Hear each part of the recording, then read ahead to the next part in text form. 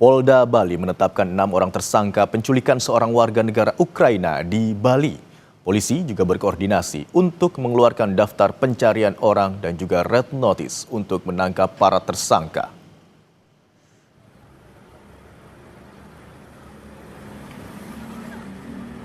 Dari pengembangan kasus penculikan terhadap WNA tersebut, terungkap bahwa seluruh tersangka merupakan warga negara asing.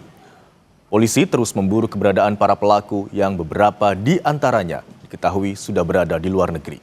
Sedangkan salah satu pelaku berinisial C yang berperan sebagai penyewa mobil yang diduga digunakan untuk menculik korban telah ditangkap dan tengah diperiksa.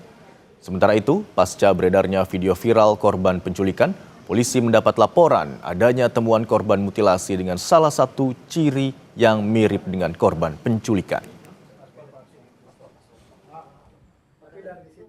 Penelusuran CCTV dan saksi-saksi kita mengidentifikasi ada 6 orang ya, yang kita duga pelaku atau mengetahui atau ikut serta dalam kegiatan penculikan itu. Kemudian setelah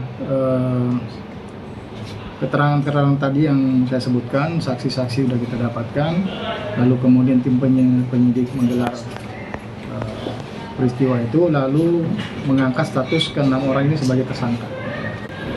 Yang keenamnya ini warga negara asing. Akan berkoordinasi terbitkan daftar pencarian orang dan red notice.